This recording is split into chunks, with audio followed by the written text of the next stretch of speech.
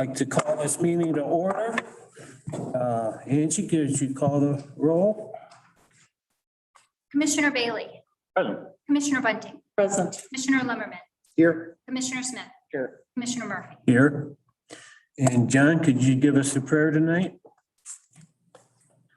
Heavenly Father, we ask that you would bless our meeting tonight and that we would act in the best interests of the taxpayers of Gratiot County.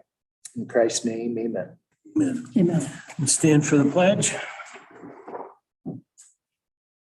I pledge allegiance to the flag of the United States of America and to the republic for which it stands, one nation, under God, indivisible, with liberty and justice for all, born and unborn. All righty, Angie, I believe you have some changes to the agenda. Yes, I do. Sorry to do this.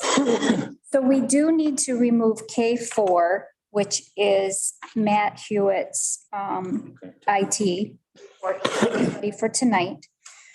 We need to add under the finance meeting, we need to add budget review under new business. Right underneath the ARP. Yep. And then if we could also add item K4 to new business on the regular meeting, resolution 21-273, which is a resolution to the German exchange, and Jan will go over that when we get to that part. So we need a motion for those changes. Make a motion, we approve those changes. A motion by Commissioner Bunting. I have a second. Support by Commissioner Smith. Any discussion? All those in favor, aye. Aye. Opposed, nay. Motion passed. All righty.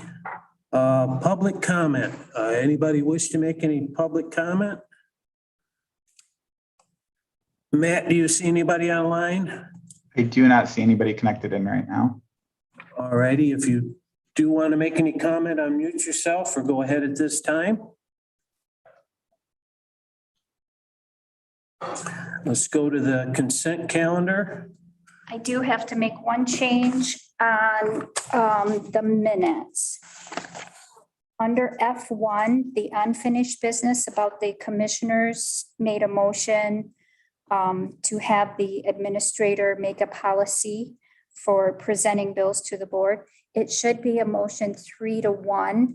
I did not catch that. Chuck voted nay instead. Actually, you said F1, that should be F2.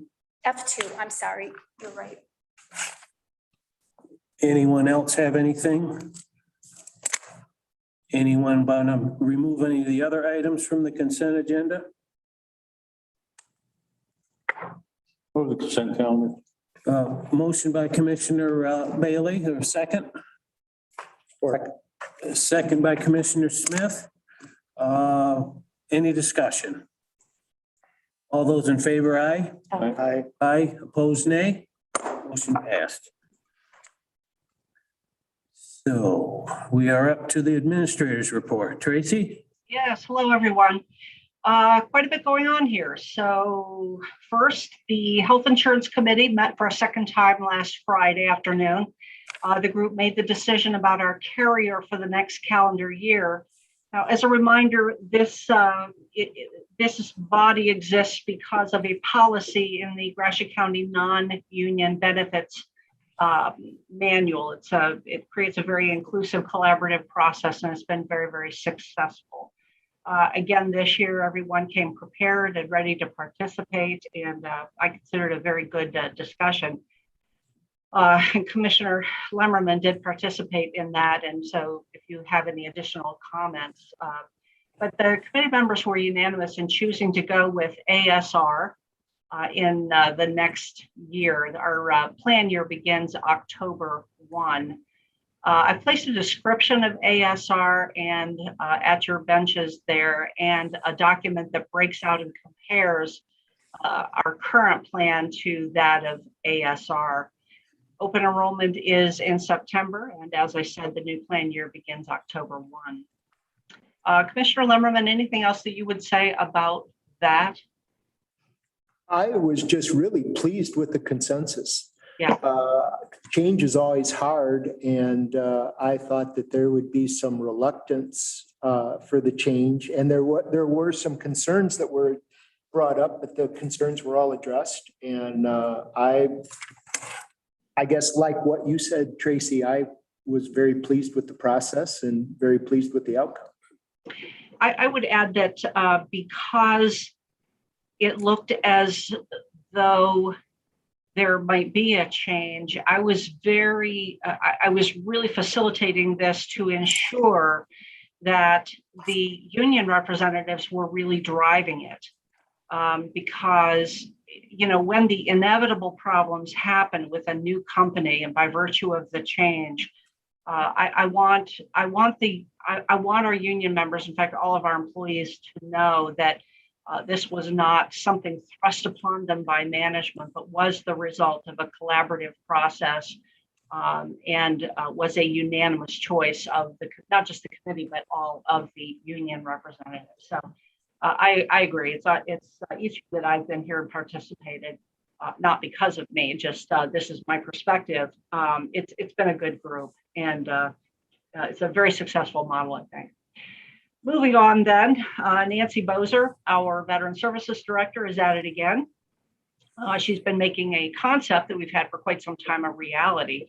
A very long time ago, Joe Bozar, jail commander, approached me about creating a display of military memorabilia in the lower rotunda. Well, of course, you just tell Nancy and off she goes. She's building it. She has the first display case in the rotunda, and she's beginning to get some items in it. Other cases and other memorabilia are planned. So if we won't be holding up a security deputy at the end of this meeting, and I don't think that we will be, I welcome you to walk down and take a look at the very humble beginning and then to check on that as we go along. Next, Tony Miller learned just today about some extensive work that's going to be required on the health department building. We knew about the need for furnace replacements, and that is in fact included in our capital improvement plan. But apparently there's more extensive HVAC work that's required. Excuse me. Probably some windows are going to have to be replaced and more. So Tony's taking steps to more thoroughly evaluate the needs. Of course, this is a bit late for us to be finding out about this and to have work done by the winter, given the delay in getting materials, but also the availability of contractors, as you know, has been a little tough. But given the early reports that I've received about the sort of work that's required, I may very well be coming back to you with a request to use ARP funds for some or all of the work. Apparently, Liz Braddock, in her meeting with Tony this morning, mentioned that some of the issues are placing vaccines at risk. The importance of having those stored at appropriate temperatures and so forth. So. An evaluation is underway, and just giving you a heads up that I may be coming to you with a request for use of ARP funds. I have reported to you pretty regularly about the activity of MREC, the Michigan Renewable Energy Collaborative. And I've mentioned that we're devoting considerable effort at this point in getting our legislators interested in helping us to arrive at a legislative solution. Senate Bill 441 has been introduced, not a great deal of activity on that, but a bill is going to be introduced on the House side soon. I believe I've mentioned that to you. It is to be sponsored by Representative Pat Outman. I and the other MREC members will appreciate any help you might provide in getting Representative Filler engaged. We did have a Zoom meeting with him about a week ago Friday, I believe. But also Representative Roger Houck from up in the Mount Pleasant area, very interested in gaining his support, maybe even enticing him or interesting him in co-sponsoring the bill, because those co-township turbines are up and running and they've got a whole pile of appeals sitting on their desk that have already been filed by the utility companies. So I'll contact individually, talk about this a little bit more, but a great deal of time and energy is going into that. And I'm fully participating on behalf of Gratiot County and our taxpayers. Next, we're scheduled to begin our negotiations with POAM and COAM tomorrow. Of course, we discussed that at our last meeting in closed session, talking about what terms we might think would be agreeable or acceptable to the management side. And as you know, Commissioner Lemmerman will be getting his feet wet in all of this. So I assume that next year he'll prepare it and lead it, and the rest of us can just kind of sit back and watch him work. Don't worry, we'll show up. But our, I just want to make sure he was awake there. The management team is going to meet at 9 or 9:15 just to make sure that we have our ducks in a row. The idea is that we're supposed to then be getting together with the POAM folks at 10 o'clock, but sometimes we get started on time and sometimes we don't, but that's the general timeline. We'll be negotiating POAM first, COAM after. I think it's, I'd be very surprised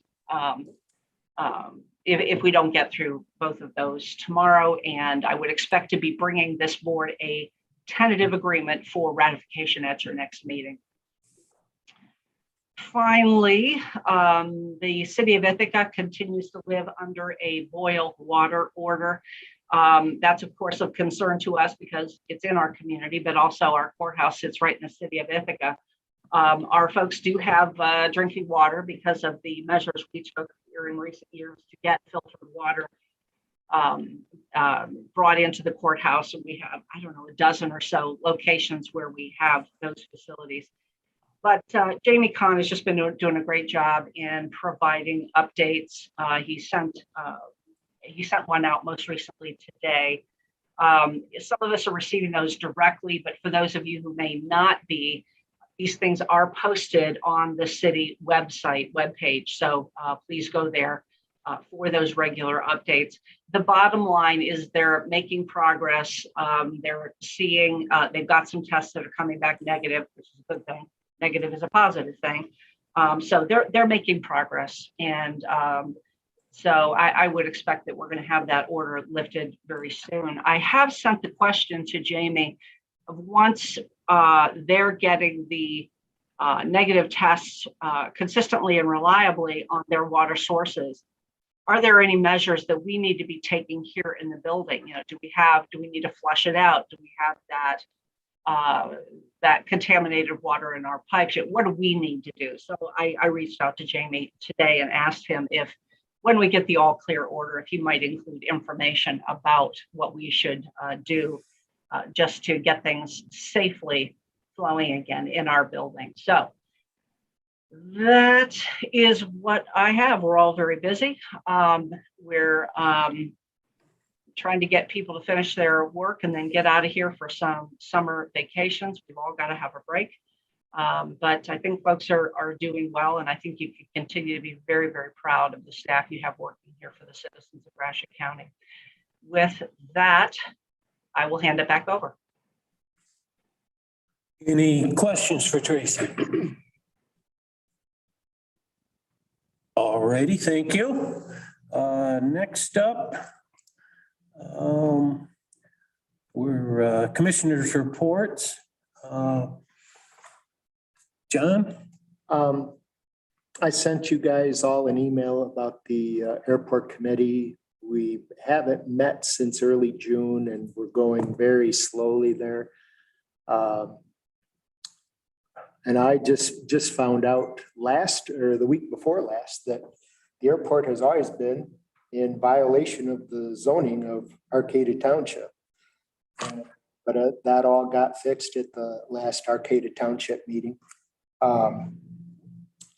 Arcata Township just finished a 3-year comprehensive review of their zoning regulations and stuff. So that got fixed at that meeting. The only other thing is that it does now look like that Crossroads, I think it's called Crossroads Bar and Grill at the corner of State in Lincoln. That is going to now be a full marijuana facility. Probably not until 2022, but I think they're going to be growing there hydroponically and also selling to the end user. So at some point that bar is going to be defunct. But What two roads did you say, State and what? Lincoln Oh, okay. So the township approved that? Township approved it. That was part of the zoning redo. Parks and Recs meets tomorrow night. And I don't really have anything new to report from the last meeting. Oh, they did have a blast on algae at Hupshire Park. Did you hear any more about that or? No, I have not. Okay, Yeah. I saw it and I just thought maybe you knew more than what's going on. We had some fish die off earlier this spring. But they determined that it was a normal situation, but I don't have anything specific. Yeah, you don't about the know if algae. one was connected to the other. Right. Algae usually comes late and the water's been warm and that's usually what happens. So I just didn't know if any more information or not. That's all I have. George? Went to North Star and visited with those folks. They were leaning on not applying for the American Recovery Plan money, and I urged them to do so. Just from a simple fact that, and I see where they're coming from. A lot of townships cannot use that money directly the way that the American Recovery Plan money or plan wants you to do that. But like I dealt with government now for 28 years, and we've got 4 years to deal with this. And I dare say, but down towards coming down the end and people haven't spent their money, they're probably going to change the rules because the government don't want that money back. If it comes down to it, they can write a check to every man, woman, and child in their township. I mean, you can do that. But, there's other things that come up. So, I like everybody's kind of say, well, we got to get this done. I like government when it works a little slower because things change. And so, that's what I want. That's all I got. Alrighty. The only thing I had is, was a suggestion that for the next Republican Party meeting that we work on Representative Filler to support the windmill depreciation issue. So that will come up. Dan? The only thing I had was MMR. I had to call in. I couldn't get on with my computer, with my iPad, and I still couldn't get on. There was a bad connection. So I will get with, I believe Dan took the minutes today. Yeah, I'll get with Dan to get those minutes. Sam? Had a couple of meetings, counties or townships are all talking about chlorinating roads still, and I can't believe the cost to have that done, but Invenergy has been to a couple of meetings. They're looking like they're gonna probably put about 75 wind towers in is what they've got appropriated for right now. And they're gonna scatter out through 4 or 5 townships along the 57 corridor and then come north. And so they're starting to work on presenting any commissions, the plans and stuff like that. North Shade, New Haven got a bill from the county for participating in the lawsuit of the wind towers. They've not got a nickel from them yet. They're not on the rolls yet. They're going to appraise them in December. And so I don't know if they'll be paying that or not. No. Pardon me? I'm sorry. That was an error. We have changed the way we're doing the billing. That was an error on our part. So we're in contact with those folks, letting them know that, ignore the bills and we'll get back with them. So throwing myself on the sword, that's an error from us. Okay. I thought maybe it was, you got to pay to play. Yeah, they're not playing yet. It's got them spinning. He missed it. So I explained to him, and then Bill Fay was there last night at More Shade and explained just how basically when a big business does personal property tax, they'll come, if it's Walmart or whoever it is, or Home Depot, and they'll build and they'll want to get it done. And then the next year when it comes to tax time, they're at the board of review saying, you want to pay. Yeah. They make their thing. They Well, it's always and they take with all the big businesses. it's like that with all of them. I said, it's like this with this. And we talked about filler a little bit. You know, I don't understand Graham, and I'm gonna have a talk with him. He's a kid with a high school out where my kids went to school with my kids. And I think he's worried a little bit about Clinton County. Clinton County has really boxed the windmill companies out of business. Oh, yeah. They've set the limits so tight in the county, you can't build a windmill there. I mean, it's maybe 10 feet high, you're gonna get a wind down here. Yeah. So I don't know what his issue is, but I'm gonna have a chat with him and just see where he's at with that. Okay. Because I think that's the only way this thing's gonna get settled. I think it's just gonna be an ongoing thing. Everybody's gonna make money on it. And the real fear is if somebody judges come back and they go back in 4 or 5 years ago and say, well, this is how they depreciate, now you all owe us some money. Maybe we can handle it, but you look at libraries, you look at fire departments, you look at schools. Villages got to be paid back. Yeah, so I really think we're gonna have to, I told them last night, I think it's gonna have to be fixed legislatively. I think so. And I don't know why we can't get these guys to do it. There's a lot of windmills in the state and they're all in the same game. Yes, Sam, you mentioned they'd want to put some more windmills in. I think I'd be opposed to voting for any permits until we solve this depreciation issue. Well, you know, even if they Do that. out at 30%, I don't know what they are, a couple $1,000,000, you're down, what is it, 600 grand or something, you know, you're gonna get personal property tax on. I guess the problem you have is that I think if you've got a new windmill today, you know, you're in the middle of that. The guys are gonna be hurting is the people, like, I think it was Invenergy that really started the first ones out in Beebe and out in that area when they got going. What's that, probably 15 years ago? Oh, yeah. All of that probably, those are gonna be the ones that they go back and crank them around. They're about flattened out probably by now. And if they go back and say we should have depreciated them faster, you owe us some money. And those are gonna be the people. Yeah, it's the older ones that That's the older really ones. affect us, not the new. Well, they're The new ones are gonna gonna have a go little under. time to get it fixed, but I think they're gonna help hard to push it to at least give them some structure to say it's 10 or 15 years and this is how they're gonna depreciate, you know, and this is where they're gonna start. Well, I personally think we should use some leverage to not do anything new until we've solved this issue. We don't really have anything to do with it. No, they'll come to our planning commission. Yeah, they're gonna, They'll come to our planning. Well, approval. yeah. You know, but And at the end, everybody else. at the end, no matter if we say yes or no, because it's gonna be up to them to put them in. We Exactly. had that discussion last night. And it's kind of like Invenergy sort of caught hostage because we can apply leverage to them, but they can't really affect the No, outcome of the court case. because they're selling the energy to the energy company. Right. Well, we don't have no pressure either. I mean, because what'll happen is we can say no, but the township's gonna do it. Township thing. Township be anything for us. The township wants to put them in. They're gonna, Not a whole lot of leverage so there. there'll be a township ordinance that won't be under our ordinance? they'll come for a permit approval through our planning commission, but we've got how many permits out there that have been approved for different farms? Yeah. You know, they'll be all there, and the Invenergy is doing the same what the consumers did down there. They're talking to the same general contractors. Basically, they've already got the structure set up to sell it to consumers' power. The difference in this one and the last one was, I think the first ones Invenergy did, don't quote me on this, but I think they sold to DTE. And those are the ones up in that area. I believe that's what it was. Yeah. And we had some family involved in some of that up there years ago. And then these here, they've already made the deal now with consumers to sell to them. Right. So they're going, I mean, they're really kind of talking to the consumers. I was there last night, talking about same general contractor, same, everybody hasn't moved their stuff too far. You'll notice out here, Matt's got all these places to build the docking station or where they build up and all that. It's all set right here in Ithaca. It hasn't gone too far yet.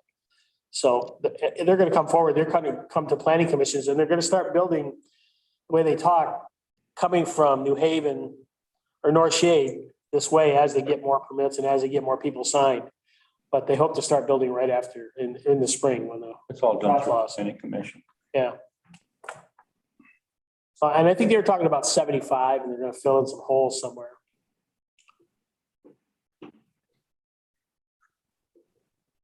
That's about all I got. All righty. And I just wanted to tell you one thing. I said, I am a Gratiot County Commissioner, but if I was sitting on your board and I don't have any property in this township or anything, but I said, I'd probably vote no on paying that bill. So if you do hear that, I did say that for you. All righty, let's move on to new business. I believe Lieutenant, you're up.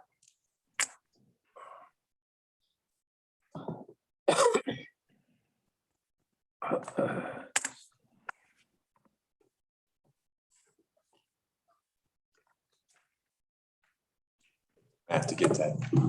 Yeah, just bear with me one moment. I want to get this screen cleared out so that our participants online can see as well.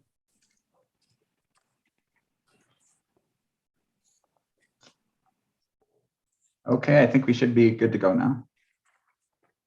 Okay, so here obviously to discuss upgrading our jail Polycom system from what it is now to what you see on the screen to upgrade it to modern technology. To back up a little bit, obviously this is has a domino effect from COVID. And I'll give you a little history about what our Polycom system is for and what it is. In the jail, before COVID, many times our courts, outside agencies, the forensics unit down in Ypsilanti are able to use the Polycom system to talk to inmates, have courts, et cetera. If you look on the bottom of that screen, there's a phone there. There's a chair there. An inmate can use that to talk to an attorney. Attorneys in Detroit can't make it up here for 5 minutes before a sentencing that is on Polycom. Whatever, they use that. It's a non-recorded line. However, the privacy issue is not as what we want. So I'm just going to kind of go through. I've got like 5 pictures here, but just kind of give you an idea of the jail and where everything is. This is our main room. This is a padded room with Polycom, so it's not a lot of echoing and things like that. But it's one room. It does look bigger because I had to widen the photo, but that's like walking in a 80 by 80 room. It's not very big, so kind of a closet. So, oh, I got to turn this on. It's on. There we go. Down the hall, I'm on the north end of the building right here, looking to the south right there. That room to the left is where our Polycom system is at. If I was on this side of the screen, as you see on that photo, we would be where the officers are at inside the jail. So an inmate goes into that Polycom room, gets arraigned for whatever various charges that they just got arrested for. And that is basically our main corridor for traffic, inmates, medical, anything. We have one corridor and that's it right there. When COVID came, obviously we couldn't bring any inmates over to court. We weren't allowing attorneys. We weren't allowing anybody in the jail. It was a closed off facility. And we were virtual just like you guys were.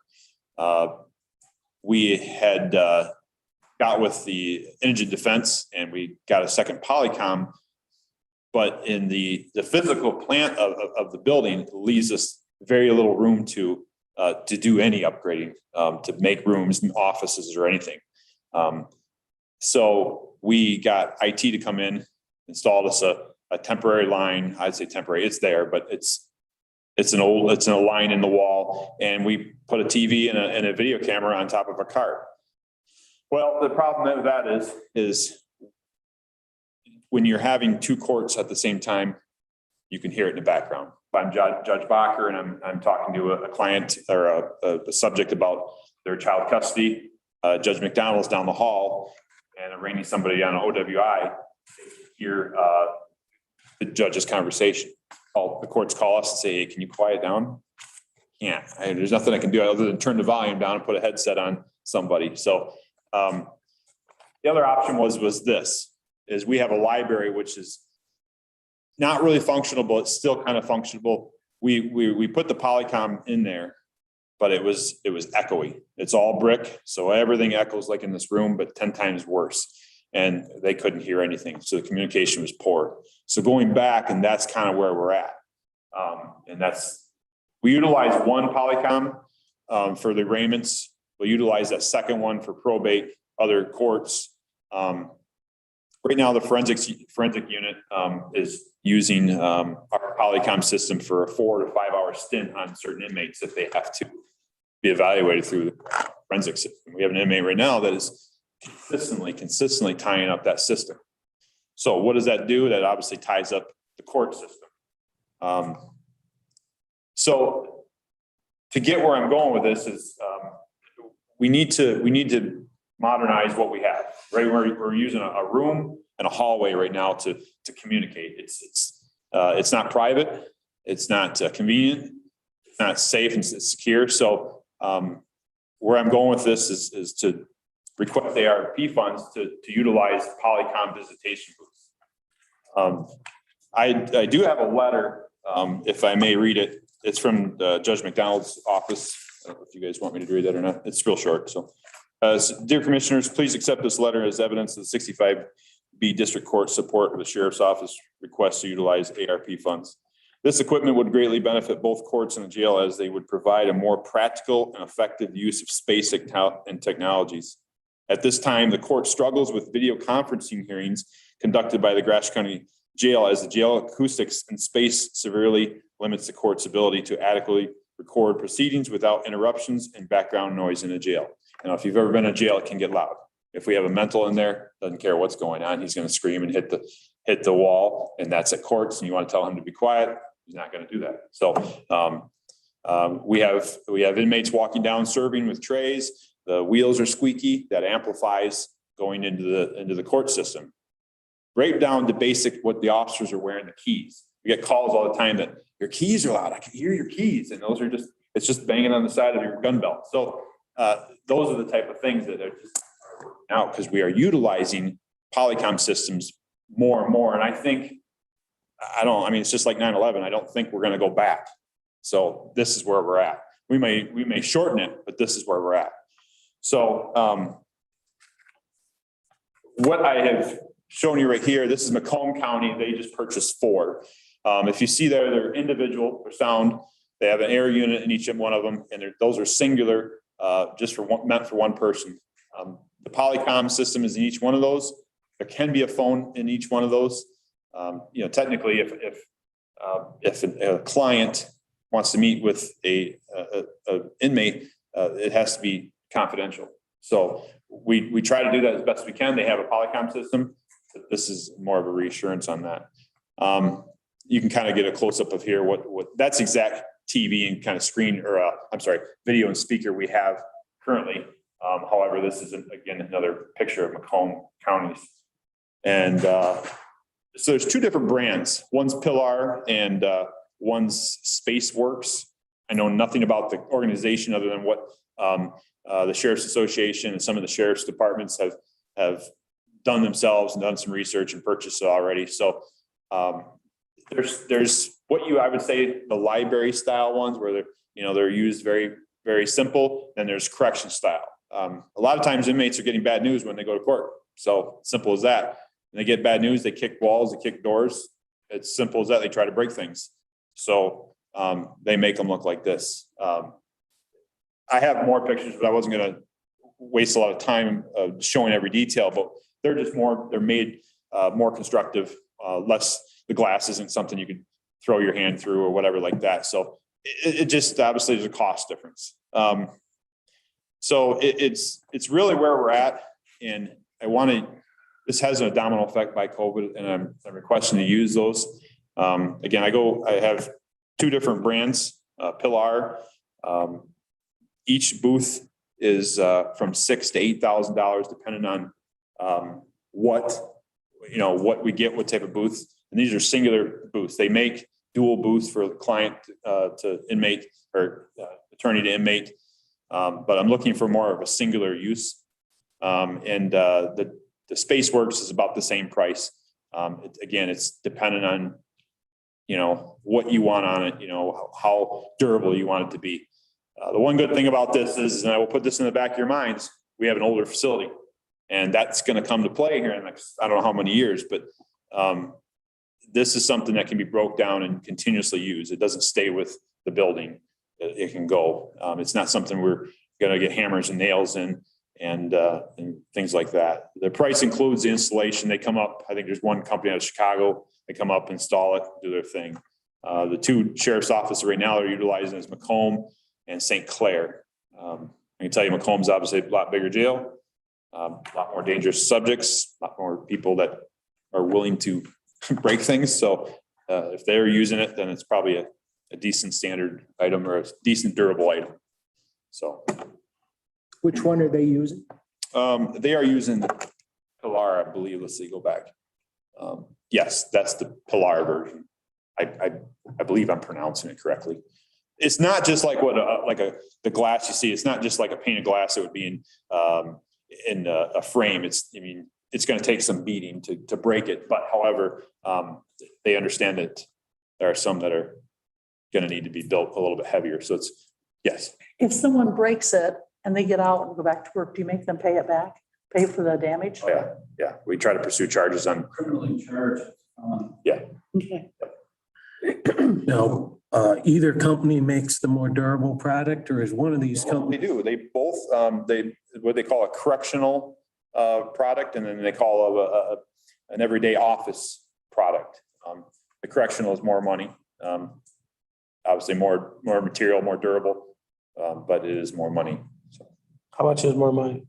well, 6,000 to 8,000. I mean, it's from 6 to 8 usually. How many units are you looking at? Right now I'm looking at 3. So I would say 6. Go ahead. Fit in that room? Nope. So, well, I would tell you this, 2 will fit in that room, but the 3 will fit in the library. And we don't have to worry about the echoing in the library going back to, Self-contained. yeah, they're all self-contained. Yep.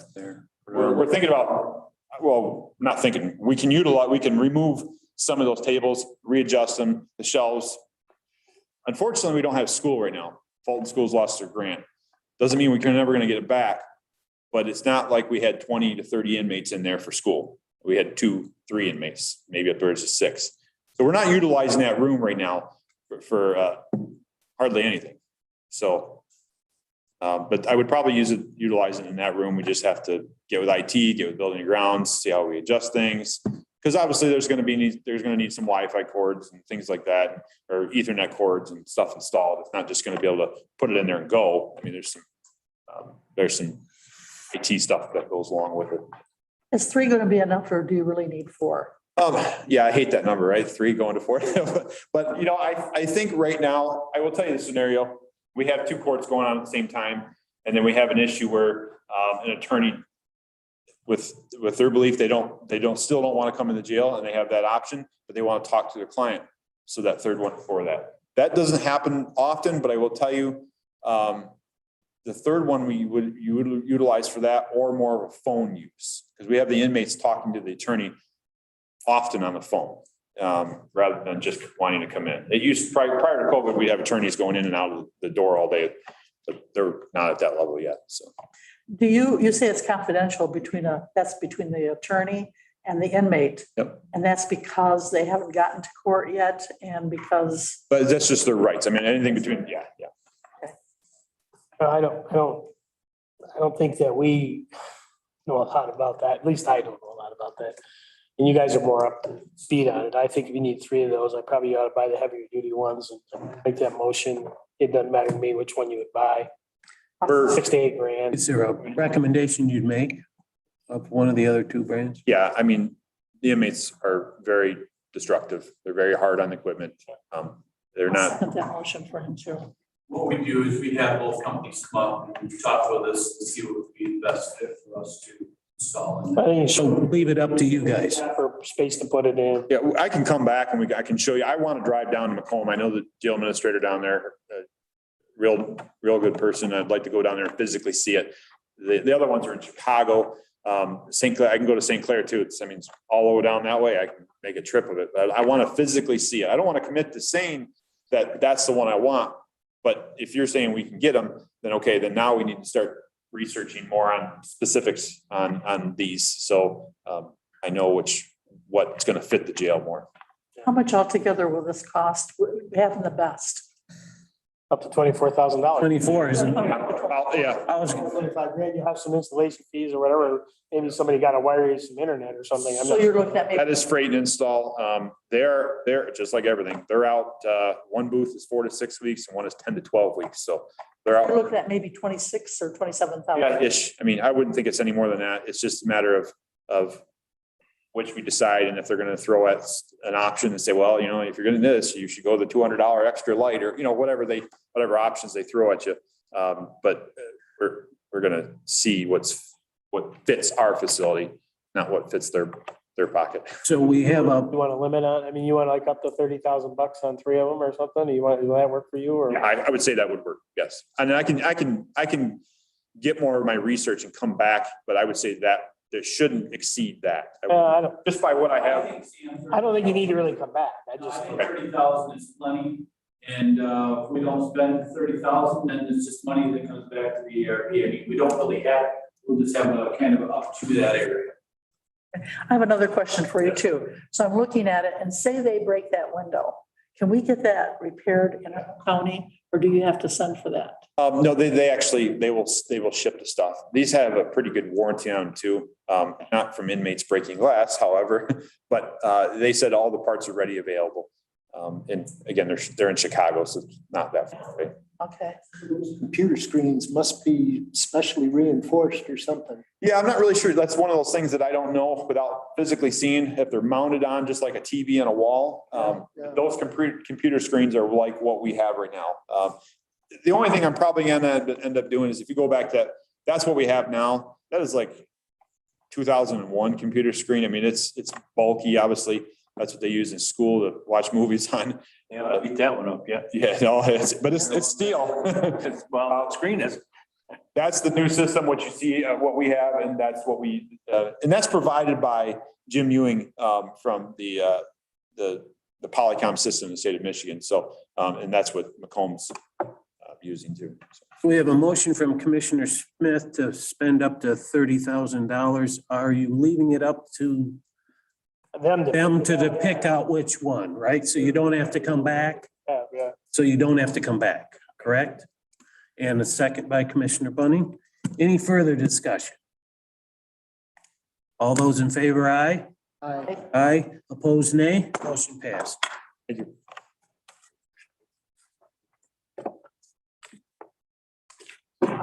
Next on the, somebody have something? Next on the agenda, the Conservation District, Kevin? Do we have him online? He is connected in. I'm asking him to unmute. Okay. There we go. Okay. Thank you for allowing me to be on your agenda tonight. Appreciate the time. I'm the chairman of the Gratiot Conservation District since 2009. I do live in Gratiot County and Fulton Township, have a 160-acre farm that is meat verified as well. I wanted to give you a little history of the Gratiot Conservation District and apologize if you already know some of these facts, but conservation districts in this country were established in the 30s after the Dust Bowl era by FDR. And they said, if you establish a conservation district in your area, then we'll provide the technical assistance, which ended up being now the NRCS, or the National Resource Conservation Services. And they provide conservation plans and funding for certain conservation practices. Here in Gratiot County, the Conservation District began on April 28th, 1952. We became the 64th Conservation District in the state of Michigan. And so since 1953, Gratiot Conservation District has held an annual tree sale that generates funds to support our operations. Since 1990, we have planned and managed the publishing of the Gratiot Plat Book, Gratiot County Plat Book, published every 3 years, and it's coming up again next year to be printed. And in 1993, we obtained a 90-acre property in Seville Township that was eventually leased to the GIRSD for education. And that is now the Forest Hill Nature Center, which is used by, 2,000, probably maybe more than that, students every year, and many visitors as well. It's a great outdoor learning center, and it's really a value here in our conservation district. It's a diamond in the rough. People don't know about it. Hopefully that'll change. And CDs are staffed so we can maintain what we call people connection, a person connection, if you will, with the landowner and farmers. We're not regulators, and we're generally welcomed when we appear on a farm to make a visit, to inspect or observe or answer questions. We do need operational funding so we can maintain this connection year round. It's a great thing, and people really appreciate it. We do have 2 grant employees right now in our district. We have a meat technician that's funded through a grant from MDARD. We have a farm bill biologist funded by a grant from the DNR. Grants can only be used for the purpose they were intended, so we can't really use those funds for our other staff or other programs, projects that we might have in the district. So investing in general operations brings in lots of projects. For instance, the NRCS funding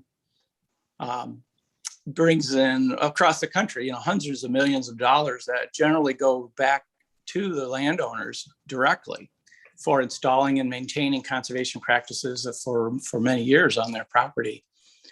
The preliminary steps to get those conservation practices established are what the rest of our staff can help with. We have a district manager and then the 2 other employees, and they do make farm visits, and they do talk to the landowners and farmers, and they observe and they see possibilities and opportunities that might be of value to that landowner, and they can direct them to our district conservationist. And the building too will help them create a conservation plan for the installation and maintenance projects to get done. Other states, as an example, Wisconsin, invest significant dollars in their conservation districts, and they actually get about twice as much NRCS funding as we do here in Michigan. I think I sent along an attachment to Angie showing the NRCS funds that flow back into Gratiot County over the past few years. I don't know if that's available, but it's a fair amount of money, and that money, is used by the landowners to install these projects. They pay contractors, they buy supplies, and they have other vendors. So that money moves around through the county several times before it's actually leaves the county. So that's a great thing. There's several elements that conservation districts typically, depending on the territory they're in, they focus on. And that would be like water protection, soil, farms, wildlife, forests, and your dunes. So if you're a coastal conservation district, you're going to have opportunity to protect dunes and the grasses that grow along shorelines. If you're in the UP, well, you've got lots of forests and timbering operations, even mining that conservation districts deal with up there.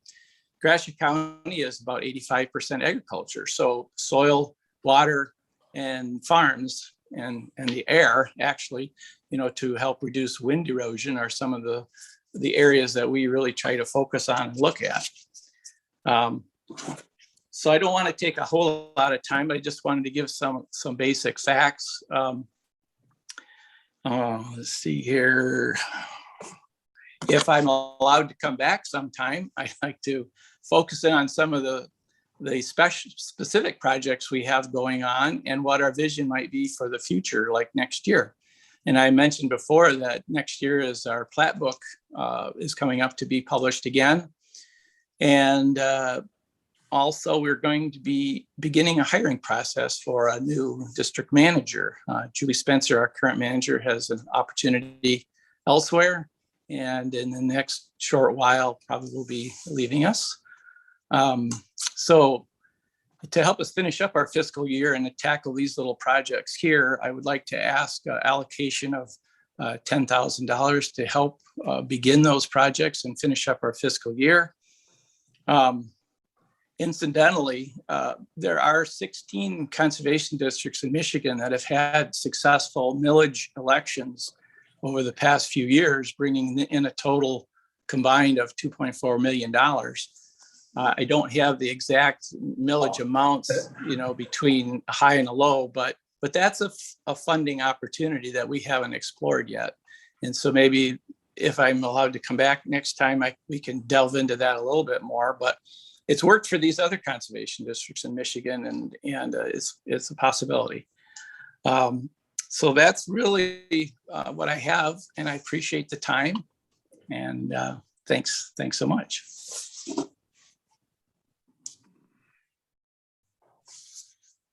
Any questions for him? Anything else? Kevin, does your conservation districts, is there anything that's that you guys do that's in conjunction with renewable energy, like solar panels or anything like that? Not in Gratiot County. I think there's some of the other conservation districts in Michigan that have approached that subject. I could probably get some information from them on how they deal with those activities, but not here. We haven't done that yet. Kevin, you do a lot of, you're involved in the cleanup of some of the rivers and some of Correct. yes. Since Julie is leaving, are you going to take her place in that? Well, we had she worked extensively on a planning project for the Upper Pine River and published a very detailed book of the studies and data and findings on all that. And when it came time to apply for the implementation grant, there's another organization that submitted a competing application. And so neither one of us were awarded the grant to implement the plan in Gratiot County. We'd like to pursue that. And we have several contacts down at Eagle yet that know us and know Julie as well. And perhaps we can resume that application at the next go around. Julie did an excellent job at what she did. Yeah, terrific. Yes. And that finding, that report is available on Amazon and I think at a store in Ithaca too. But okay. Well, I'd like to make a motion that we approve the $10,000 to give to the conservation. Motion by Commissioner Bunning. Is there a second? I'll second it. Second by Commissioner Lemmerman. Discussion? Kevin, you and I have talked a lot about this. yes. Hi, Sam. How you doing, Kevin? Good. I think the real struggles we had with money before was we never saw any results. The short time that I've been there, we never seemed to see any results. And this project that was all put together, come to find out, maybe it was somebody else kind of was the real writer of it or whatever, the grant writer or whatever of this thing. I just remember some of that talking about. And then we didn't give Julie money the last time, we wanted to look at her books and help her with see what her budget was and stuff like that. And we never got to do that. We went there and we never got to do that. And so I really have a hard time to do this. First of all, we don't have it budgeted. Second of all, when we asked her how she operated, she said, oh, we just operated out of our reserve funds. And nobody knows anything about what you have or what you don't have. And I don't think being a steward of taxpayers' money, I don't know what we're giving money to and funds to, and they have a reserve that we don't even know about, and we've not even, they're an arm of this or whatever. I don't know if it's a good spending of the money. The other thing is that, I think I mentioned to you that I talked to a couple of big farmers in our area about the extension, and they said years ago that it was the ag guy who used to come around. But now they have any problems, they call MSU or they look on the internet and, sure. and I mean, they don't, I talked to 2 or 3 farmers that you know them and they've not seen anybody or really needed any. It's not like they've even stopped out and said, hey, how you doing? You know, type of thing. But in turn, they said that we've not called them either, because if we do need some information, there's other places and more up to speed places to get it or whatever. You know, and I'm not even sure what kind of information a farmer would need, but these guys are pretty hefty farmers in the area, and some cash crops, some grow seed corn, and some milk cows. And so it's a variety of farmers there. So I guess we just haven't seen your whole operation, I guess, you know, and when we talked to try to help her, to help get this thing under control and look at it and see where funds were going. And we didn't issue any funds a year or 2 ago it was, and she's just going to operate it out of her reserves. And nobody here even knew she had reserves. Like, we didn't know if she had enough gas to get home, you know, the one night she was here. And we'll just operate this thing for a year or 2 out of reserves. The Conservation District works kind of hand in hand with USDA, NRCS, as well as FSA. FSA kind of has the control over the CRP program, which is another funding source for landowners.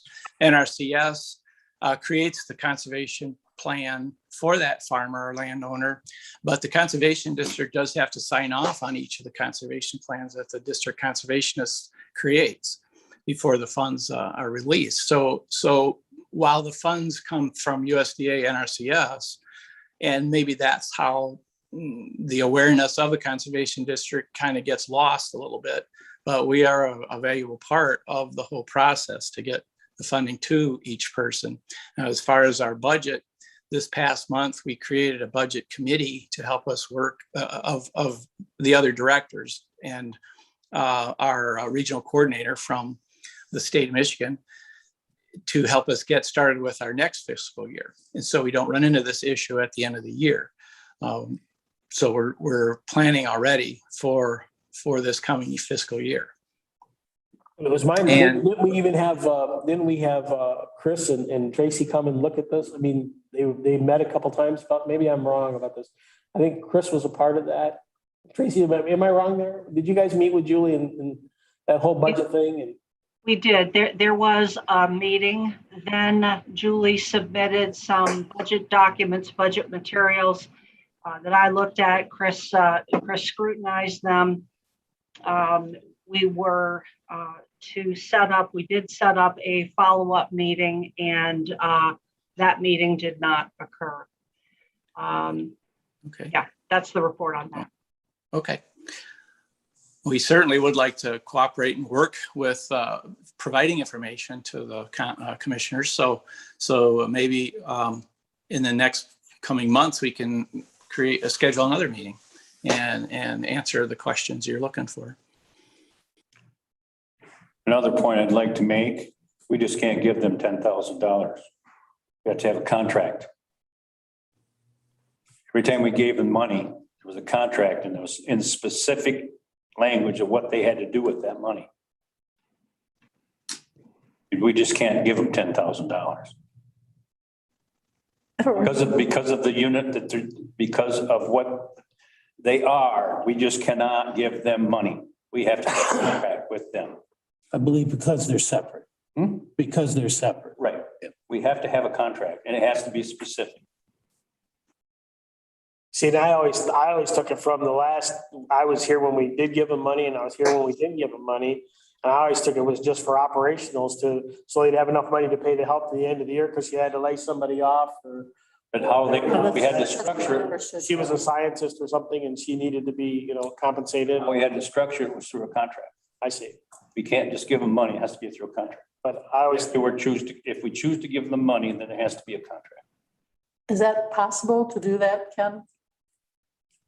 Was that Ken? Yes, we can help you with or agree to the terms and things like that. What you would like to see as a result of the funds, what we've done with them. That's very possible. At the end of the year, you obviously would have to have like some kind of, do you pay taxes to the government? I mean, do you have like a budget or a printout of what you do monthly of how you spend money, what comes in, what goes out? That We can do, see? yes. We have that. We have at the beginning of the fiscal year, we have an appropriations hearing to approve the expenditure of the funds throughout the fiscal year. That's a public hearing that's scheduled and noted. And the budget can be adjusted throughout the year if needed, depending on revenues that either don't come in or more money that comes in that we weren't aware of. So we do have a lot. It's a living budget document. So it sounds like to me that maybe we should table this until we get this other information without an objection. That'd be fine. Everybody in agreement on that? Nobody's objecting. So without objection, we'll schedule this for another meeting and come back with the budget and with contract and things. Maybe we could see a printout of like last year, the money coming in and going out. Is that possible? That is, yes, indeed. I can provide that. Okay. Kevin, Righty. which year you're in, Kevin? Are you on the same year the county is? Say that again, I'm sorry. What's your budget year? What's your year? Oh, yes, October 1st. So you're on the same as us. Same state. So if you had a budget meeting last September, did you budget short or was your expenses up or how, are you short of money now? I guess they were thinking this grant from Eagle, for the implementation of the Pine River was a sure thing and was going to come in. So some of that money did not work out. So that was a big hole right there. So Was that on that paper that was written? Paper? Was that the thing the that book. they published for the Upper Pine River? That was the planning document. That was the too. planning document. The But the grant was implementation based on that? is another grant that we didn't receive. And so that would have been more money coming in that we would have been able to contract or, obtain contractors and other vendors to do the work. That was what that was all about. But we just did the planning document. That was what was published prior to that. There's two separate parts to a 319 grant, which is what the state calls these things. And usually they're awarded to a conservation district for this sort of thing with river cleanup and watershed maintenance. You wouldn't have done any work unless you got the grant. You didn't go out and do the work counting on the grant, did you? No, we didn't get the grant. Right. So, but you didn't do any work before you? We Oh, did that on was- the planning. Yes, there was a grant for that and all the work that was entailed to create the planning document was the work in the prior year. And that was paid for by the grant? Yes. So then are you short this year then? A little bit right now. Yes. Can I ask how you're, how are you short then? Why would you budget short? Did they I guess I count can't. they counted on this grant? or- Sounds Right. That was from the prior year, like 2018 and 19, when the planning all took place, when she wrote the document and we did the research and so forth. Okay, so but you got that grant to take care of that Yes, on the planning side. So now your implementation side is this year. correct. You We wouldn't didn't have get, implemented nothing. You wouldn't have went forward to do any work unless you No. got the grant. that's But right. did you do some work? No work. Okay. Yeah. So then you must be short in some other area. Yeah, I guess I'd have to look at all the details to see which area we That's why we don't give ran short in, I guess. I I see. don't have that answer right in front of me. All right. All righty, let's move on. Thank you Thanks, so Kevin. much and Thank bring you. that back to us. You betcha. All right. Craig, I would like to suggest you give me a call. We can Okay, work together on a contract document. excellent. Thank you, Tracy. Will do. Okay. Next up, I think, Chris, you're handling this uniform grant guidance from the feds. Correct. Thank you, Chairman. So what I have is a 45-page long policy that needs to be approved by the board. Now, this came up in our prior audit report as a suggestion to have the board approve this. I viewed it as a department procedure.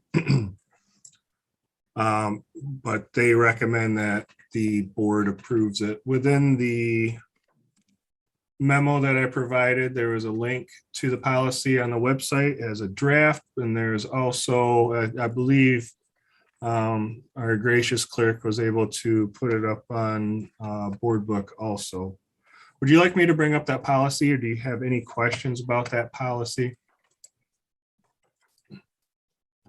Chris, is this pretty much verbatim from the federal government? We're just putting Gratiot County title on it? This comes from the Code of Federal Regulations. Yes, so it comes from the federal government. And this is all the things that they require you to have in policy if you are a recipient of federal funds.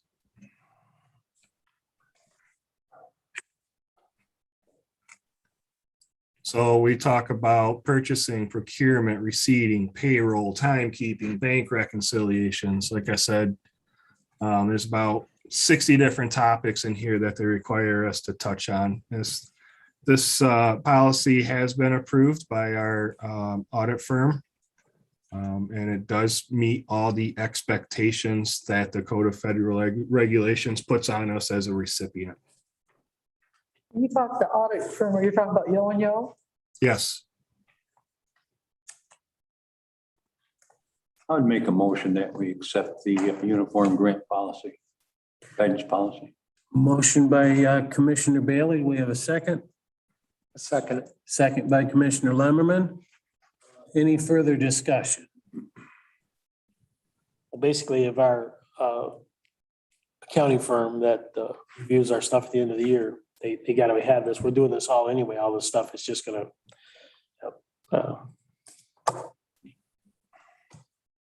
Okay, any other discussion? All those in favor, aye. Do a roll call on this. Roll call's been requested, Angie.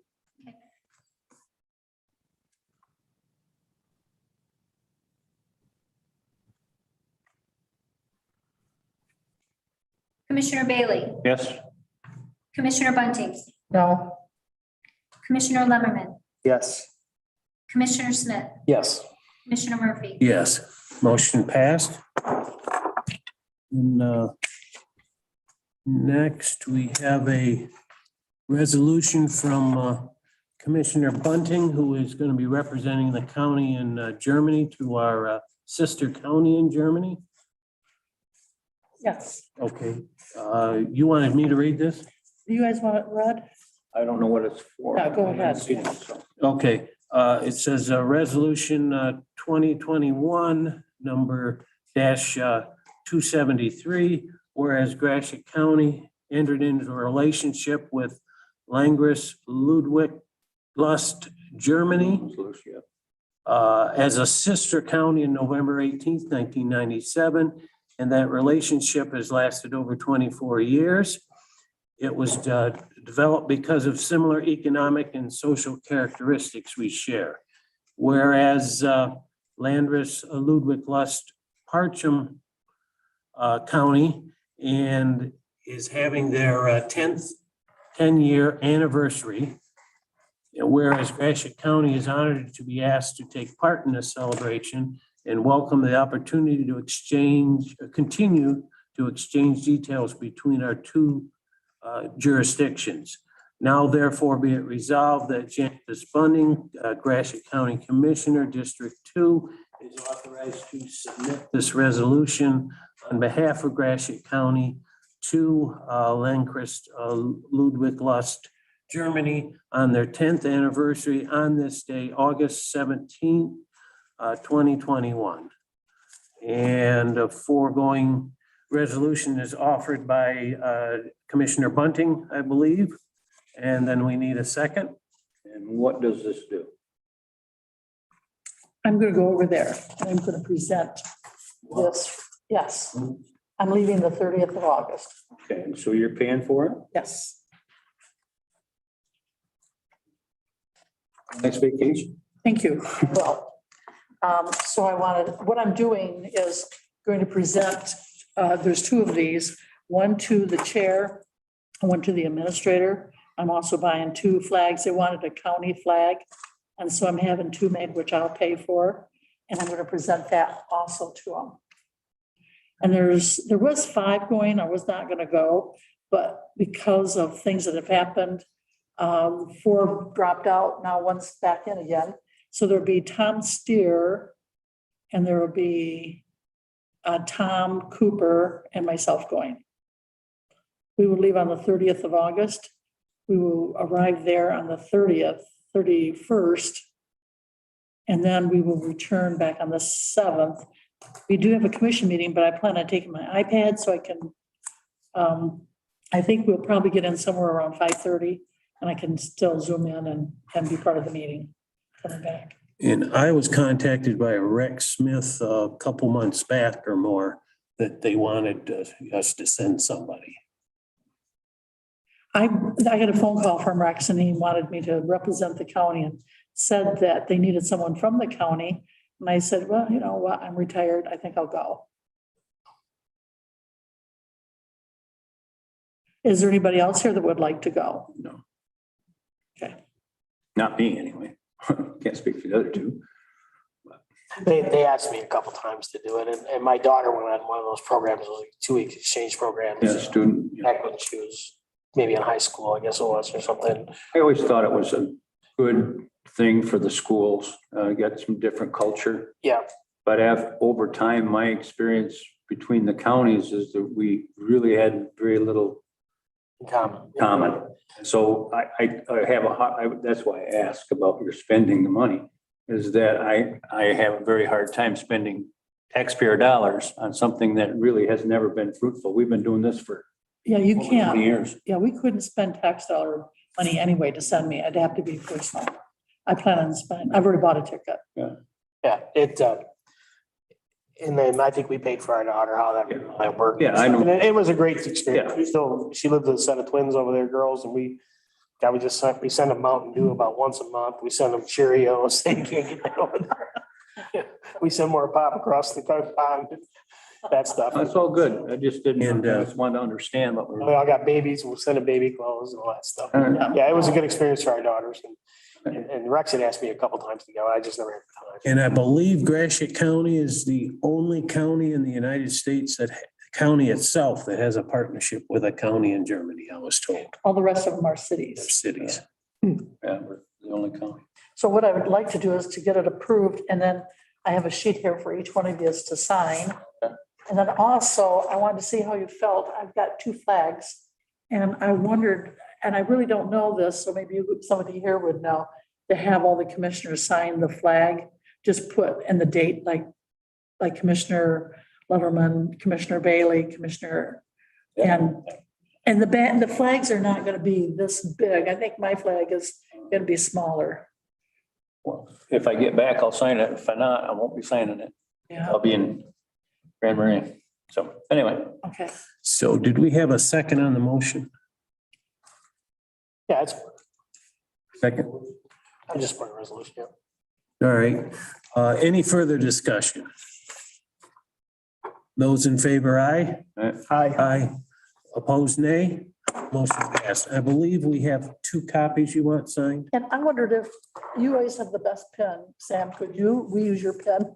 This is just, and then wait, don't. But I think it's Bunch a of pens small- somewhere here. Mine leak and they're real thick. Can I have that There's one? one that was in that, Okay. not mine, so. Oh, I thought that was one from your, no. Mine are like, this one here leaks. All right, very good. Thank you. Next, any unfinished business? Hearing none, we need a resolution to recess this regular meeting and move into the financial meeting. I'll make a motion that I'll make sure you get that. that's the Just take it. general meeting and go into the finance meeting. Motion by Commissioner Bailey. Do we have a second? Second. Second by Commissioner Lemmerman. Any discussion? All those in favor, aye? Aye. Aye. Those opposed, nay. Motion passed. We're in the financial meeting. Before we call to order, does anybody want to take a break? Should we just go ahead and proceed? Well, we ran out of ink, so I'll let you guys just. As far as I'm concerned, I'll take that. We should just go ahead and proceed. I think that's a good idea. Good one. And thank you guys for seconding that and signing it. What I thought I would do with the flag is I will bring them to Angie's office and she could, or I'll contact everybody to see if you can sign them. I'm not leaving until the 30th, so it's a week from Monday. All right, we'll call the Finance Committee meeting to order. Roll call with Angie.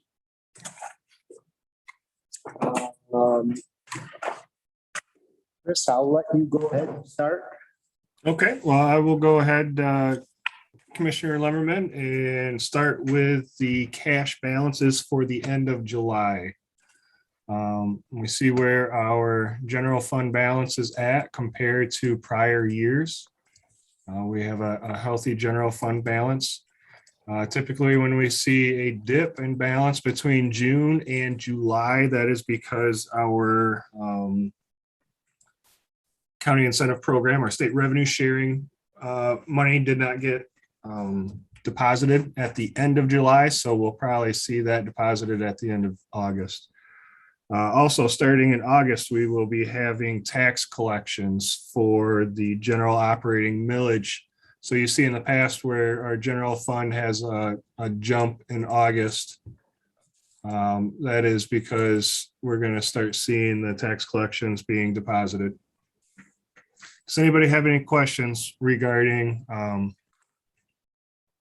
cash balances? First, I was looking at the bottom line item going across the residence denial interest. Correct. And I just noticed that compared to prior years, this balance is moving around a lot. And like there was a big jump in May, then a big drop in June, and then a big jump again in July. I was just curious if there was, if you could tell us what's going on with that. Well, I think it was about 3 or 4 months ago, maybe it was 4 or 5 months ago. The treasurer's office really dove into how the residence denial interest or the PRE function of their office, principal residence exceptions, basically taxes on vacations, home and rentals, how that operates. Historically, that operated within the delinquent tax fund, which did not make sense to their office because there is a specific special revenue fund for it. And so Terry and her crew started recording the transactions actively in the proper special revenue or proper enterprise fund, essentially. So that's why you see more activity. Okay. Anybody have any other questions?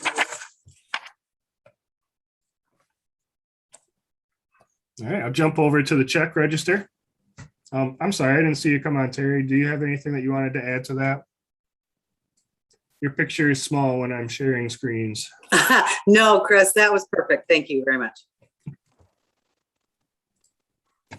Okay, so the July check register, I'll give you commissioners a moment to take a look at it. Ask me some questions.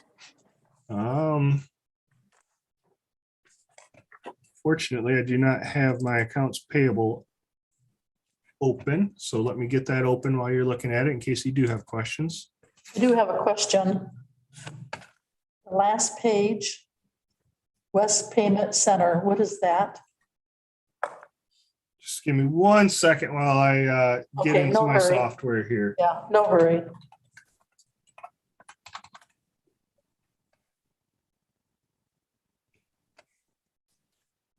Commissioner Bunny, you said it was on the last page. Yes, actually, it's the last one, 7/29/2021. This is West Payment Center.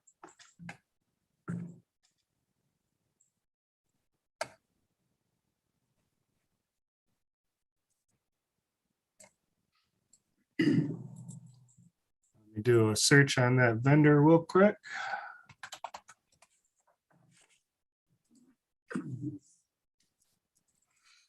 You have a bright light. I don't know where it's coming from, Chris, but it's right through your head. Ah, Out of your.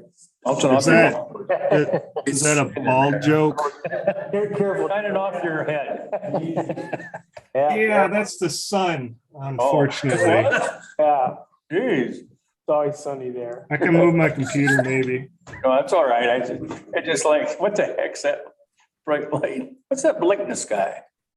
There we go. Okay, we have a reoccurring, and it is through the law library. So this is going to be related to legal books, Thomas Reuters. There you go. I know anybody bought books anymore. I think honestly, they are required to have paper copies. I know that they have electronic also, but I think it's still in the law. It probably is. Well, that's so that the guy that's writing it gets paid, you know what I'm saying? Otherwise, there wouldn't be much payment there. It's like the professor that rewrites his textbook every year in college. For the students to buy. Everybody's got to be paid. Yeah. Anybody else have another question related to the bills?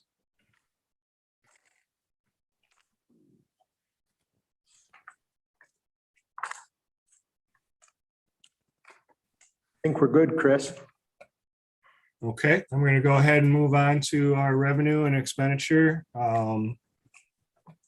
report for the end of July, which gives us our year-to-date balances, our July activity, and amounts remaining in budget.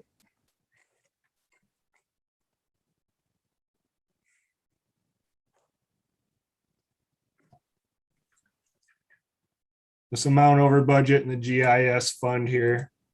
The board has already passed a amendment that we have not entered, so that will be taken care of. The board has already addressed that. Same with the Register of Deeds Automation Fund 256. There's a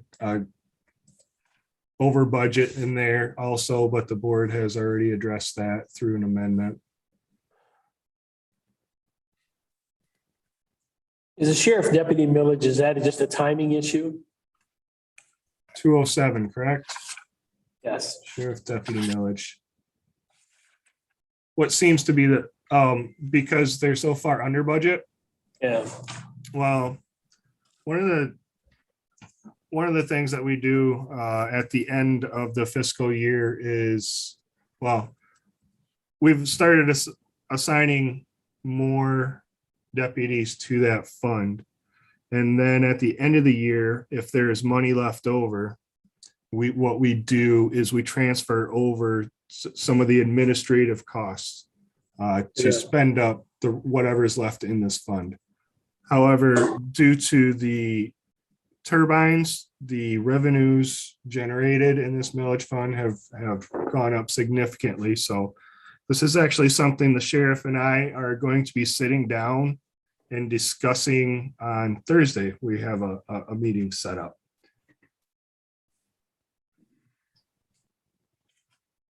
Now I asked that question, I guess this is my knowledge. When you look at the millage fund, Mike, how do you determine that it's for that millage is voted for road millage, for like road patrol. So if we didn't have that, and just make easy numbers, we had 40 hours of road patrol, say, but now we have this millage fund. Does that give us like another 40 hours? Is that what that buys us so much more? The way it was worded is for 5 more patrol deputies. That's the way the millage was worded every time it's passed. So For 5 more deputies to do business, or 5 more road deputies? 5 more road deputies, and it's specific to that. I see, okay. I see. If we were only running 4 out of it, But then when I come for that extra position a few months ago, that is gonna be coming out of that. That's what I say. Okay. Because we have enough money now to fund. I've just been to a couple of places where they said, well, you know, we have that millage for the police department. And I said, no, I think it's something to do with the roads. And I didn't really know. So we got 5 more guys because we have a millage.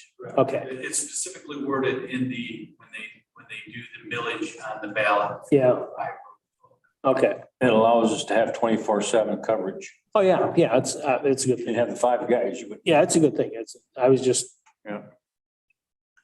Chris, I have a question. Yes. Is the Fund 702 wind farm planning? And it says you've got 80,000 here. What exactly do we plan? Who's planning? When you look at a fund that has a number that starts with a 7, that money is not the county's. That money is held for other people. For example, the library fund, that is money that we collect for the libraries. The OPEB fund, that is money that the county manages for its employees that are retired. The wind farm planning fund also happens to be another one that Commissioner Smith is an expert in, because he actually advised me to set this fund up. One of the developers gave the county $150,000 to pay for engineering and legal fees for setting up one of the wind turbine farms. And we agreed to pay the bills for them if they fronted the money. So that's what that is.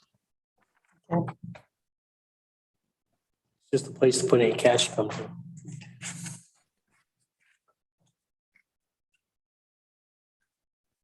And the flexible spending fund, what would that be? That is a program for our employees. Flexible spending is a program that allows an employee to put away money tax-free to pay for medical, dental, or vision Okay. expenses. Okay, I remember now. I had just forgotten it. Mike, back to your deputy millage fund. Fair to say that you're going to carry a surplus over into next year? That those surplus funds, those stay in that fund? No, they transfer into general. Oh, they do? Yes. Okay. Is that right, Chris? You transfer them into general or? No, we transfer, we expense. Oh, yeah, administrative fees. Yes, sorry. Yeah, the other way around. We are not allowed to transfer this into That's the right. general fund.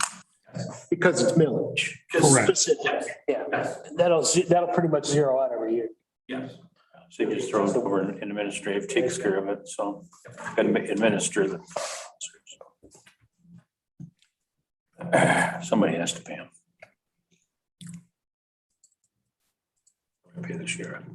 Any other questions on the revenue and expenditures?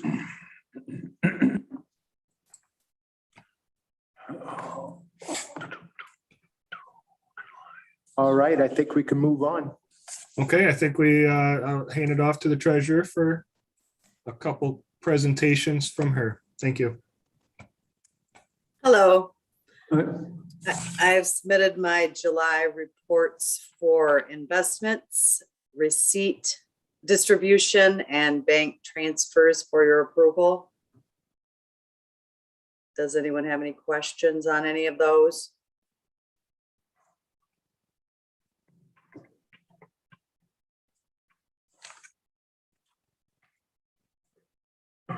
So you have the Morgan Stanley one coming up this week? Yes.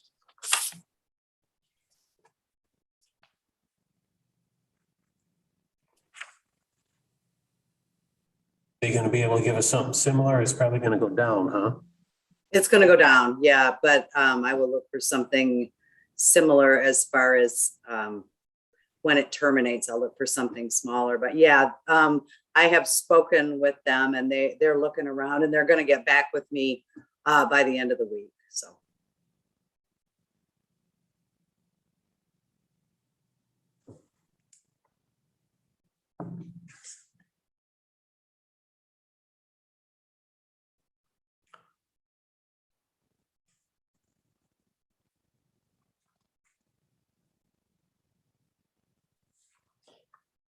Gary, do you get any advice from these people on when you have a CD come up? I mean, I know you're looking at it, they're looking at to buy it as cheap as they can and you're looking to get as much as you can. How do you find that balance? You know, I mean, you sit back and say, this is just me talking, but I mean, I look at things like the world inflation going up. I think interest rates are gonna go up.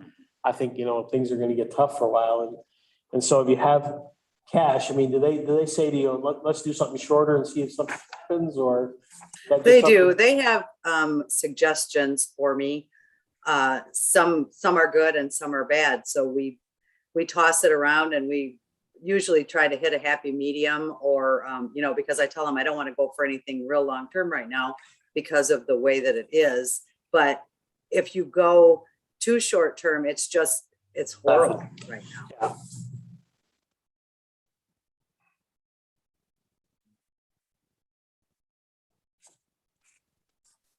Anybody have any other questions?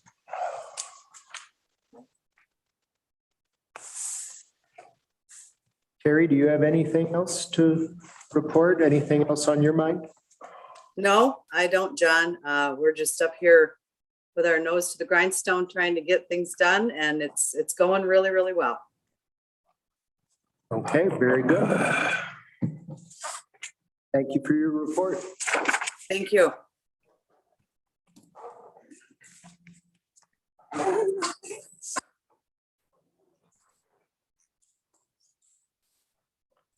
All right, I'll go ahead then and I wanted to report, give an updated report to the commissioners for the ARP projects that have been approved by the board and give you a running dollar amount. So within your packet, on your screen, on the TV, you should see the same number.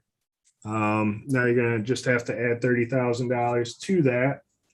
I got a note here to update that for the Polycom booths.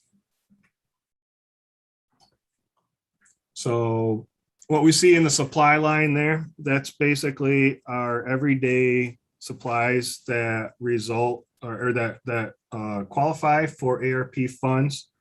One of the largest tickets in that is, I believe, from the jail, they put in $5,000 orders for gloves.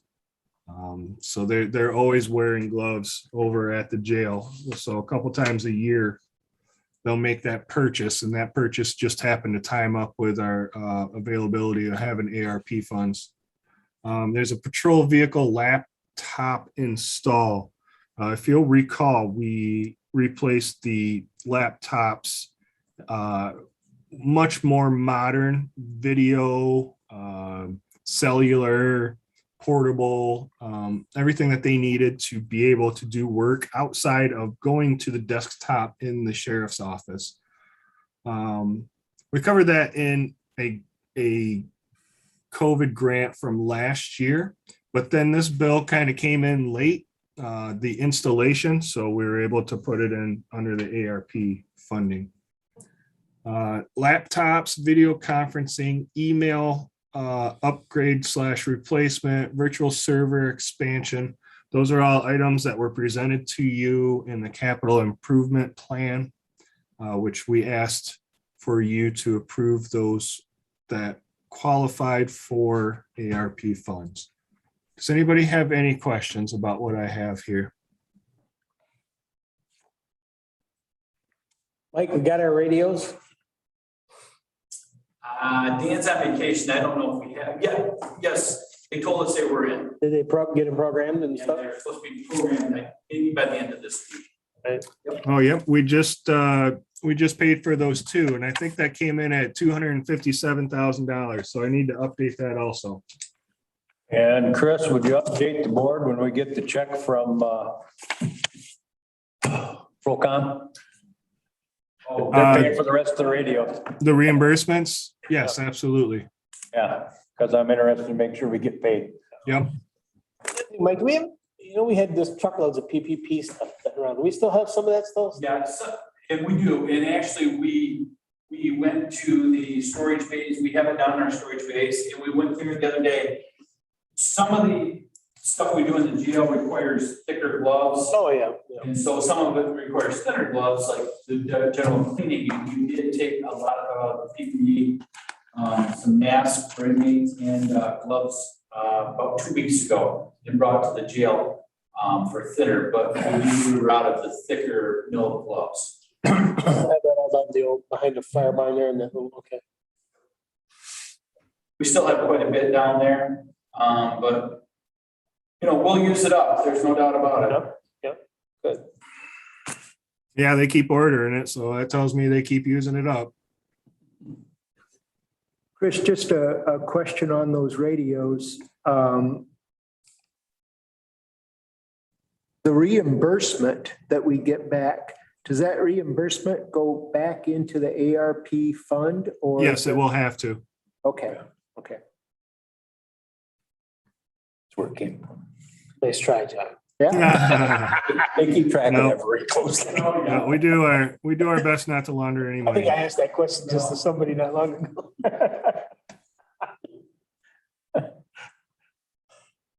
All right, does anybody else have any other questions? Is there any public comments? I believe we did have one item that was added to the agenda that we don't see on our previously printed. And that would be just an overview of what we have budgeted so far this year for the general fund, if I could go ahead with that. And Commissioner Bunting, did you say that you might not be at the next meeting that we have? I fly into Detroit around, I would think I'll probably get there about 5:30, and so I will take and zoom in as soon as we land. I Okay. won't be driving, it'll be Tom Steer, I believe, that will be driving. Okay, I'm not sure how, because might we're even gonna be- have I the might rest even of be the there by budget 5. book. Pardon? We'll have the rest of the budget book completed for that meeting, and I'm not sure how we'll be able to get you a paper copy. So you might have to look at it electronically. Will anything be done by the 30th of August? No, I will not have the budget book written by the 30th of August, but anything that I do have, I will make sure to get to Angie so that Okay. you will have it. I am going to take my iPad, the county iPad with me, so I can, zoom in. So if you want to put something on that, I could bring that up. But you'll be able to come and get it, the next day, and then there'll still be 2 weeks to review it before I would like to get it approved. Okay, that'd be great. All right, so what I did is I put together our summary worksheet of expenditures for our general fund. This is in the same format that it has been in the past. What we show you on this is the actual expenditures a year ago, 19 and 20. Our amended budget so far for this year, 2021, and then what we're requesting for next year, 21, 22. So each of the departments within the general fund, I've filled out. There are 2 departments that I have not been able to. Insurance, because they haven't got us our insurance quote. I'm expecting it next week. And then there's also appropriations to the other funds. Because I have not budgeted the other funds yet, I don't know what those appropriations will need to be. But in order to navigate this electronically, when I have the final done, this isn't on yours electronically, I apologize, I didn't have time to do that. But each of these departments has a backup worksheet.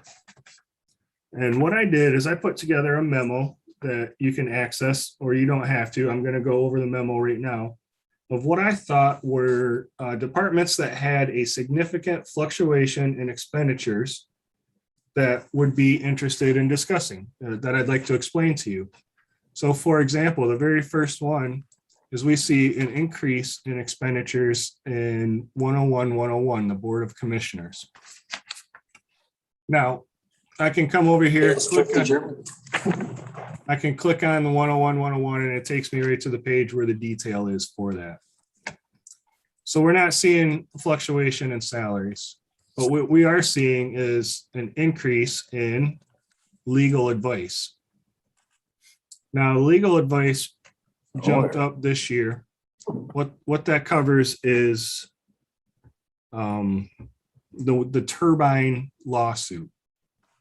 Now, what we're doing in the past, what we did was we deposited the reimbursements right in this expenditure line, which is not proper accounting. So now we have expenditures down here budgeted at 95,000. And we have turbine lawsuit reimbursements budgeted up here as a revenue for 85,000. So we aren't changing the amount of money that we have or that goes through our hands. We're just changing the way that we're accounting for it.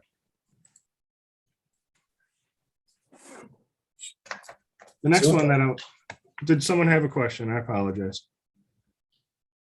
I just sneezed, Chris. Oh, okay. Well, Gesundheit. The next one I'd like to discuss with you is the 101-191 election fund. This one is jumping up approximately $43,000. And the reason that it is jumping up about $43,000 from the prior year is because elections are cyclical. We don't have an even number of elections every year.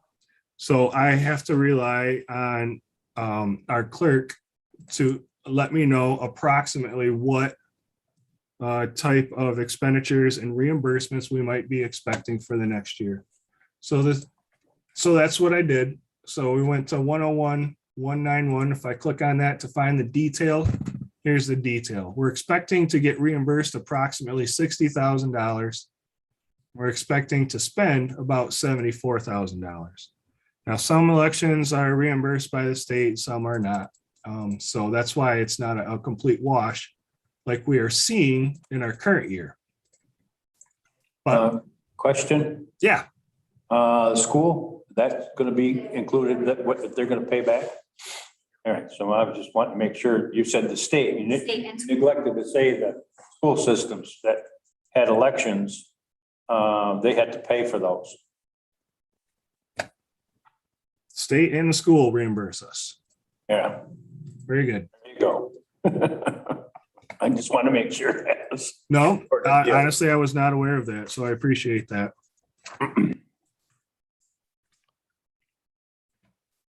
So when we scroll down through here, we see a slight increase here in the county clerk. Now that's just 100% salary related. You know, they're going to be getting a little bit of a raise and they're going to be getting a little bit of a payout. And then they have standard steps that are raising salary in there. One of the next ones that caught my eye, and my math is bad here, I guess. Prosecuting attorney, it's plus $17,000. In my memo, I wrote 27, and I apologize for that. But this was also just related to increased salaries. You'll remember that someone was hired in there at the top of the steps versus the person they replaced who was further down on the pay scale. They also had a significant increase to the cost of some of their annual contractual services that helped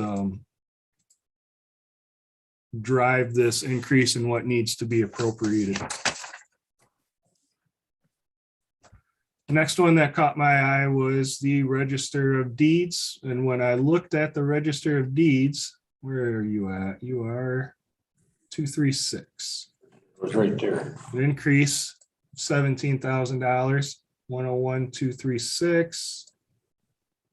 And again, this primarily salary related. And I don't think it's any coincidence that the ones that caught my eye also have elected officials, which elected officials just had an approved salary increase also.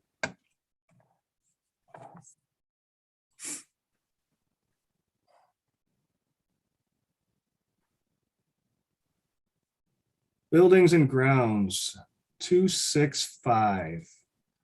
Down here, both buildings and grounds and utilities caught my eye. Buildings and grounds, I actually under budgeted this year.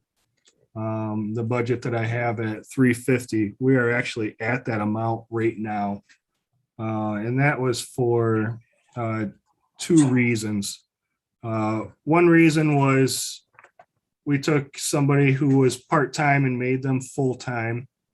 And the other one is contracted services went up significantly this year, and that's something that I'm going to have to look at a little bit closer.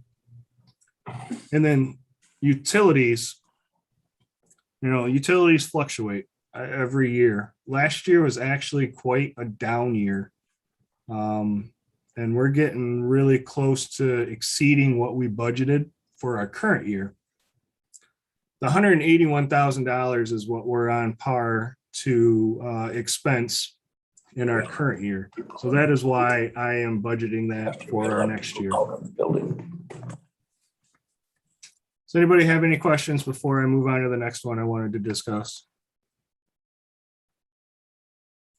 All right, well, the next one's right under it. Drain Commissioner. 101,275. You see a plus 50, almost $60,000 here. And what I did for this one is I budgeted an additional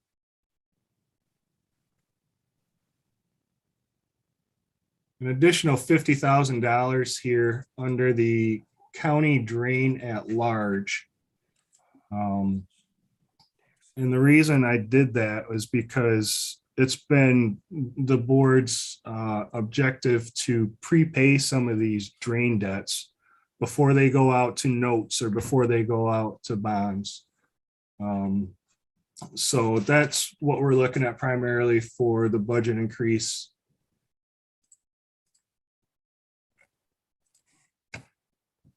For that, our county sheriff, we're seeing an increase in $109,000. Now, this is not, this budget's going to be tweaked. We're going to move some of these expenses out of there, actually to the millage. This is something that is on the agenda for the sheriff and I on Thursday, as I mentioned before. I expect when it's all said and done, expenditures in 101-301 to actually be the same or slightly below what they were last year, which is wonderful news, especially when you combine it with looking at the county jail, 101-351, dropping from 1.5 to 1.4 next year, which is due to some of the higher tenured employees coming off the payroll and being replaced with newer employees. Trying to say that in the best, in the right context. Retirements. One word is all I needed. How many are retiring? I've had quite a few retire in the last year. Wow. So those were the ones that popped out at me when I did my review. I want to let the board know that not all of the department heads have reviewed their expenditures or their budgets in detail, the sheriff included. These numbers will absolutely change. Now, are they going to change a lot? No, I do not expect them to change a lot. I've had conversations today with 3 department heads. You know, one of them asked for $500 extra in training because of all new staff, which is a great request. I like to hear requests like that. Another one asked for a slight increase for some uniforms, and one of them actually decreased their budget for the next fiscal year. So I don't think this is what it's going to look like. It's just going to be tweaked a little bit. The biggest thing that's going to change is the salaries in 101-301. I expect to see about $100,000 to $150,000 fluctuation in that when it's all said and done. In a positive way. Now, this is a document that you guys can look at over the next 3 weeks. And I will be absolutely happy to bring it up again and answer any questions that you have. I know you did not have enough time to review this in detail since you just got it electronically yesterday. But I thought it was important to get you into it and answer some questions and show you how perhaps you could answer some questions for yourself. Give you just enough information to ask me questions. Who expects to have the draft budget done? Chris, when do you expect to have the draft budget done? I would like to have it done by the next meeting. I'd like to present it for the next meeting. So that's, the meeting is 3 weeks away, so I'd like to have it done in 2.5 weeks, so you can have it that Thursday before.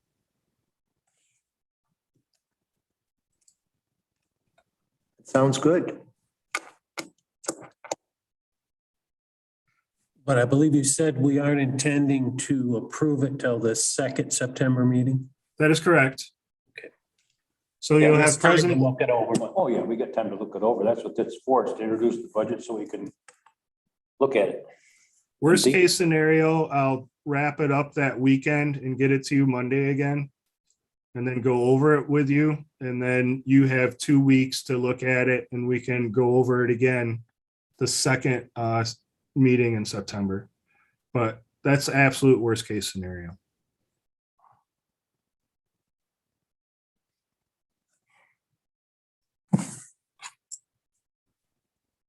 Very good. Is there any other questions? Are there any public comments? I just wanted to quickly introduce myself. I think I missed my window in the previous meeting, but my name is Jory Fox. I know I've met with some of you previously, but I work with Energy. Just wanted to let you know that I'm here and can answer any questions about the project or as it relates to the finances. We have heard I've heard the tax issue come up a number of times tonight. That is certainly on our radar.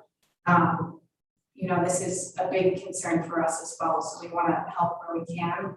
I think it was mentioned that, unfortunately, Energy's been kind of caught in the crossfire here. So I think, to the extent possible, we're hoping to kind of confirm the magnitude of the funds that were, previously in dispute. So unfortunately, because we're not directly involved, we've been having trouble kind of confirming that dollar amount. I was just curious if that's something that you all could maybe help us figure out. Well, I'm sure Tracy and Chris have got every detail that you need. Okay. I'll talk to them, that'd be great. 'Cause Yeah. they're the ones that know the numbers and they're the ones that, I know all the nuances. And along you can, obviously, if you want to check with the chairman, you can, but I would think, my opinion, you could go do that. Anything you could do to help with consumers or the tax issue or come out in favor of a settlement would be helpful to everybody, I think. Yeah, and I think, the first step, we're hoping to confirm the amount, the magnitude. And then after that, we can kind of work towards next steps. But just wanted to put it out there that I've heard it a number of times tonight. It is something that we're aware of. Yeah, I don't think anybody on this board really knows the magnitude because we've not heard the number yet. I mean, it could be 30%, it could be 5%, we don't know. And that's our issue, is that the tax tribunal has not come forward with that number. Now, even when they do, there's gonna be court case after court case after court case, either on our side or the energy company side. I mean, this is far from being settled. So I'm not sure the numbers that you're looking at, but I'm sure Chris and Tracy are more than happy to help you. Tracy, you're listening. Yeah, I welcome you to come across the hall right now, actually, to talk about it. Yeah. Tony, you have a question or comment? Yes, just on a taxpayer perspective, isn't that kind of on your company to have that information? Don't you employ people to do that kind of stuff? So it's actually, it would be the utilities.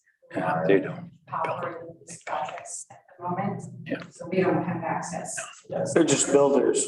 Yeah, they're the people that actually construct windmills, They inventors. sell to consumer, That's what- Wouldn't they do the No, research no, prior to just? no, they don't have anything to do with that. They just build them. It's kind of odd as a Well, taxpayer. It just seems kind of odd. Well, that's the way it is. Matt, is there anybody online? I don't see anybody connected in for public comment. Okay. I think we can entertain a motion to adjourn. So moved. Well, and officially come out of the finance meeting, we should have went back into the regular. Yeah, you gotta go back. And do we need to approve the expenditures for last month? I'm sorry, I guess we do. So I would take a motion to do that. Yeah, move out of finance meeting. Okay, any discussion or it's your vote? Any discussion? Take the vote. I get mixed up all the time. Do we need a roll call? No. All those in favor signify by saying aye. Aye.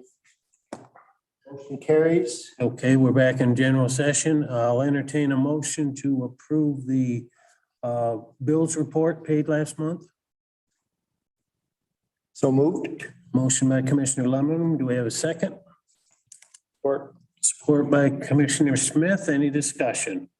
All those in favor, aye? Aye. Aye. Aye. Opposed, nay. Motion passed, and without objections, we're adjourned.